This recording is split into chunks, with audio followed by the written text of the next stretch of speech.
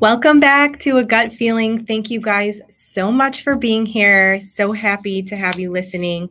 Today, we're taking a deep dive into cleansing. Now, I am no stranger to a cleanse. I am turning 39 in a couple weeks here. And I first was introduced to holistic medicine back when I was 20 years old. So almost a 20-year run of holistic medicine and functional medicine. And I started off doing all of the things with cleansing and detoxes and protocols. I juiced, I fasted, I did autoimmune, I did paleo, keto, low FODMAP, you name it, I tried it.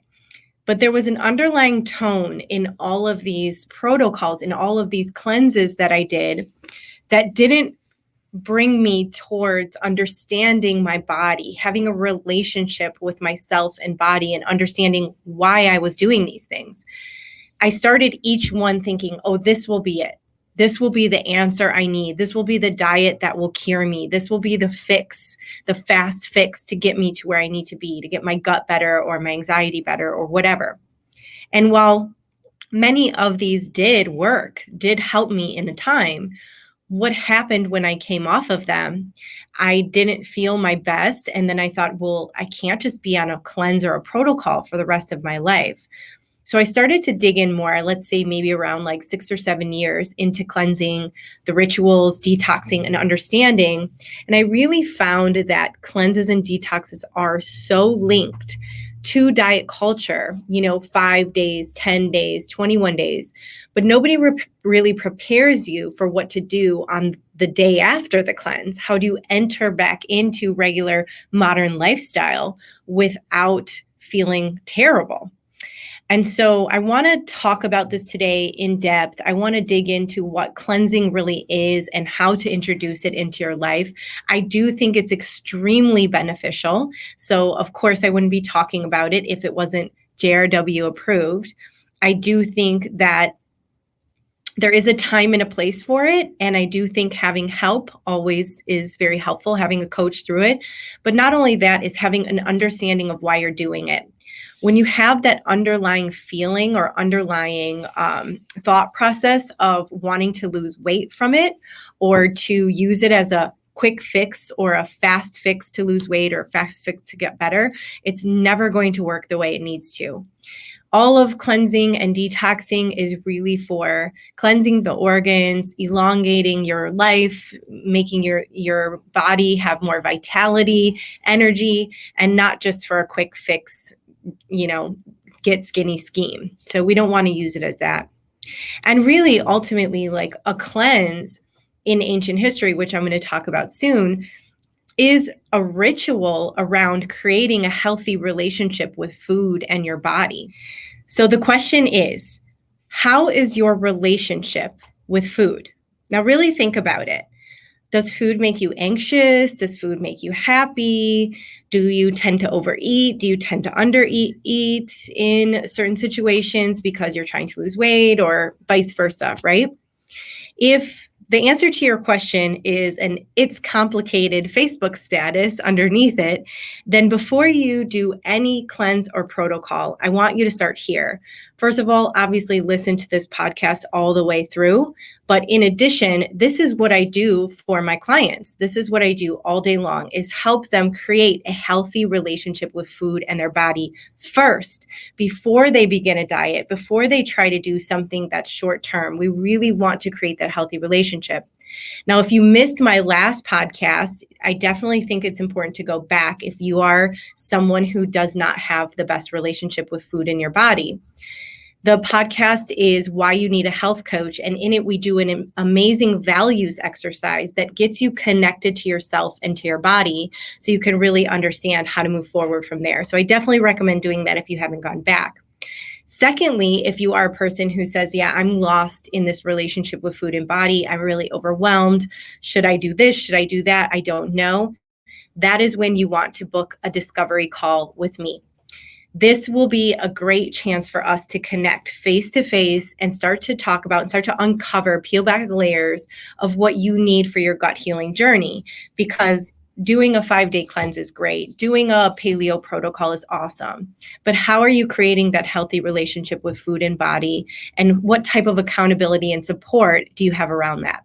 And that's what I do. So book that discovery call and help you get started along in this process where we begin our gut healing journey, so that you can create that healthy relationship. So what is a cleanse? Okay. A cleanse, by definition, is a process or period of time during which a person attempts to rid the body of substances regarded as toxic or unhealthy, typically by consuming water, liquids, or really clean food. Now, this is the actual definition of a cleanse. It's taken on many forms as modern lifestyle has gotten hold of it and changed it. Now, the way that I eat, which is the way that I'm going to talk about in a little bit, is technically like a cleanse all the time, what people would consider to be a cleanse because it's really clean. But I do believe it's how we should be eating in our modern lifestyle to be able to protect us from electromagnetic field, radiation exposure, environmental toxins, our body product toxins, and all the other things that we're exposed to that we don't really know we're exposed to. Now, done correctly, a cleanse, what you want to see a benefit from a cleanse is improved digestion, improved energy, improved circulation, sharpened mental clarity, for sure. This is a big one because I know a lot of you guys complain a lot about brain fog or memory or focus being bad. Many people say they might be on the ADHD spectrum because they have a hard time concentrating.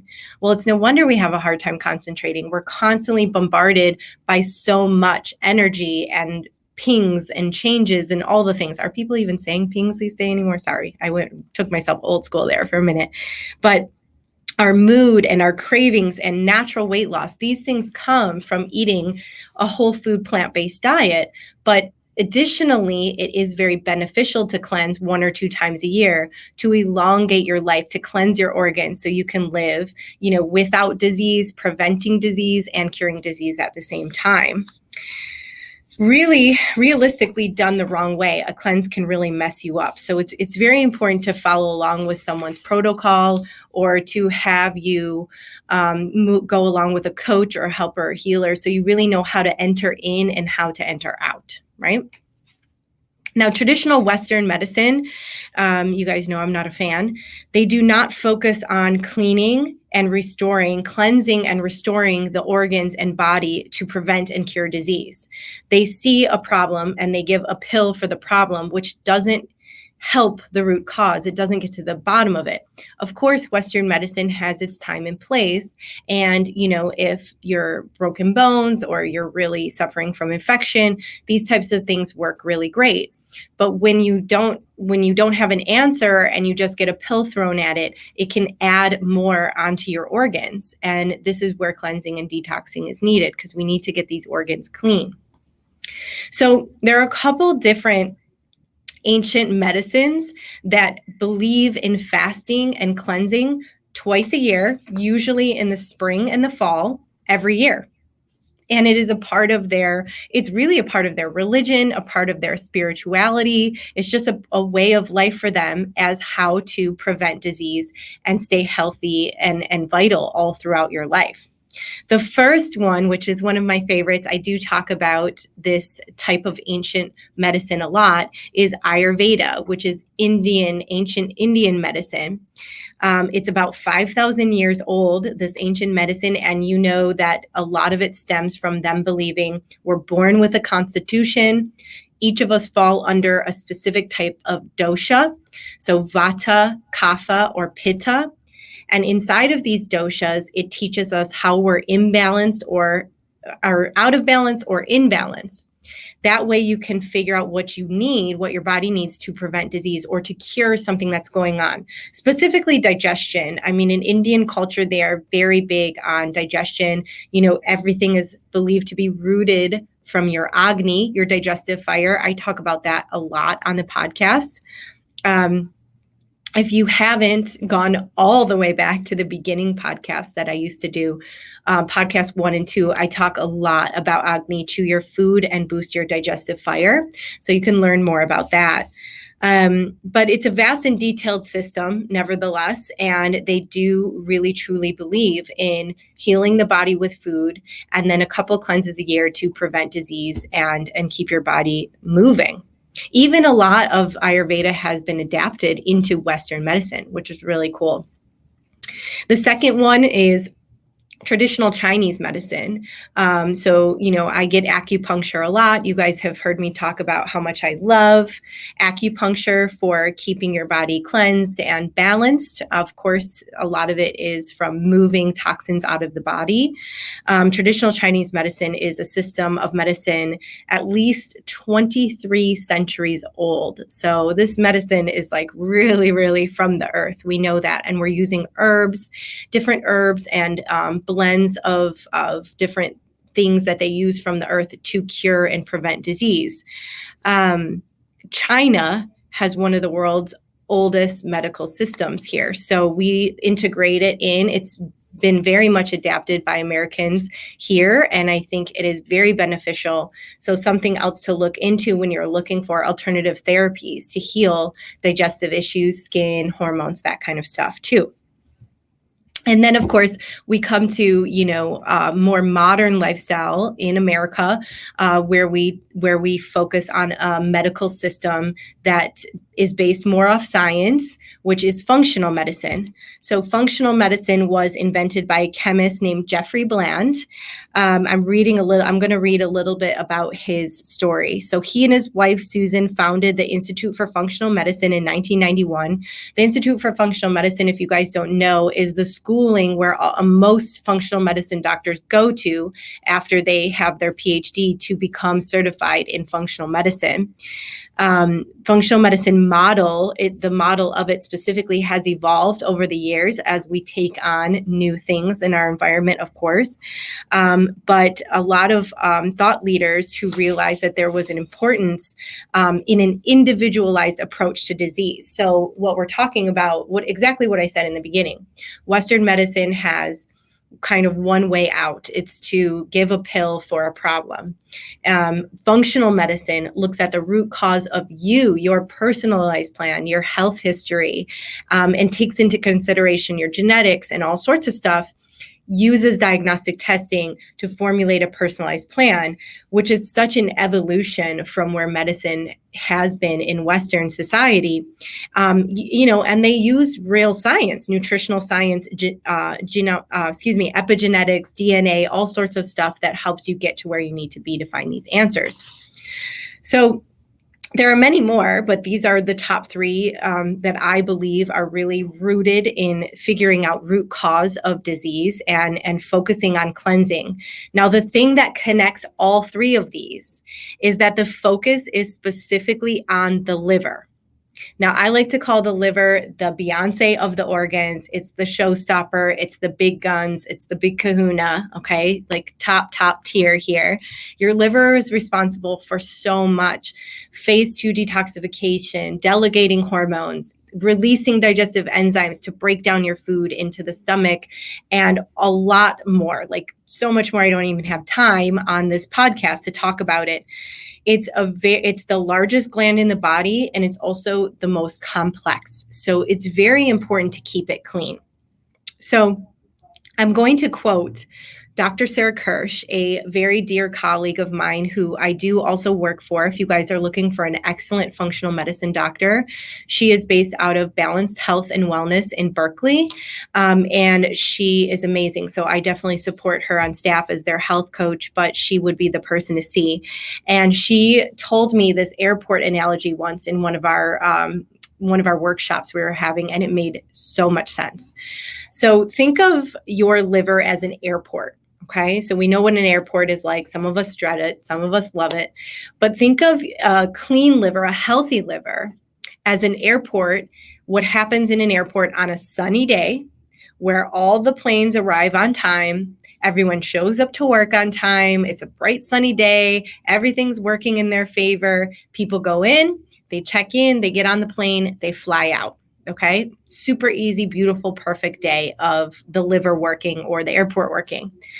Now, over time, when we're exposed to environmental toxins, toxic food, poor food quality, things like fast food, food with preservatives, and in a lot of the, poor quality food that we can intake in our modern lifestyle, everything we're exposed to in our environment, alcohol, sugar, caffeine, all of these things, take into consideration that all that processes through the liver.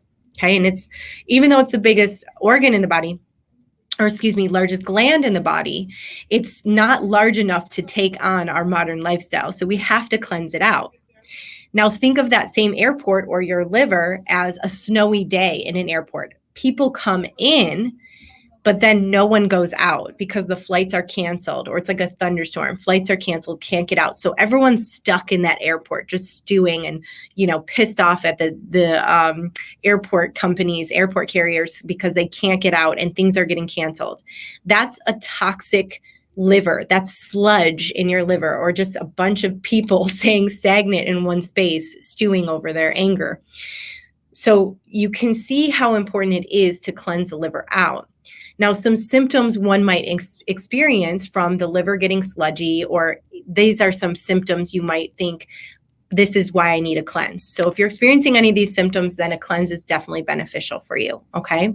Poor memory, brain fog, a feeling of, fatigue or fog, this tiredness, a little malaise, digestive issues, skin issues like acne, psoriasis, eczema, headaches, hormone imbalance, joint pain, inflammation, that chronic pain, those kinds of things, constipation, diarrhea, all the gut issues. If you're experiencing any of these on a daily basis, or even a couple times a week, it's really, really good to do a cleanse so you can start to remove those toxins from your liver, especially people who experience sugar cravings. If you are a person who experiences high sugar and carbohydrate cravings, then a cleanse is definitely in your future. So a typical cleanse usually is a focus on two things: the removal of toxic triggers, i.e. caffeine, sugar, alcohol, gluten, and dairy, and the introduction of healing things like broth, soups, stews, juices, ginger, superfoods, and fruits and vegetables and herbs. That's what we want to put in. Now, as I mentioned before, this is kind of how I already live my lifestyle. I like to live a very cleansed lifestyle and make sure my organs are functioning really well. Of course, I have the occasional pizza or go out for a drink with my friends, but in general, living this modern lifestyle is a great way to combat and prevent disease so you don't end up on medication later. So why do we need to cleanse the liver for digestion? Now, you guys have heard me describe what the digestive process goes through. Really quickly, we know food goes into our mouth, through our esophagus, into our stomach. Then the liver, the gallbladder, and the pancreas start to do their magic into the stomach to break down the food. Now, if the liver or gallbladder or pancreas are sludgy, they can't break down the food the right way. So it just keeps cycling toxins back in, or undigested food into the intestines. So of course it's going to disrupt digestion. Now, when I work with people on their gut health, typically there's something off with the liver and gallbladder before we even get to digestion. So we work to cleanse the body and bring in liver cleansing techniques before we even get to the gut stuff, right? So exciting news. I am hosting a 5-day free online cleanse, okay? You can join. If you're watching, you can join from the link below. If you're listening, go to my Instagram or my website, jaclynreneewellness.com, my Instagram at Jaclyn Renee Wellness, and you can join there through the link in my bio. It's going to be really amazing. I'm so excited about it. Again, it's a completely free event. For anyone who signs up on October 1st, you will get a prep guide that will help you prep over the weekend to get ready for the cleanse, with tons of tips and grocery shopping lists and a meal plan for the 5 days.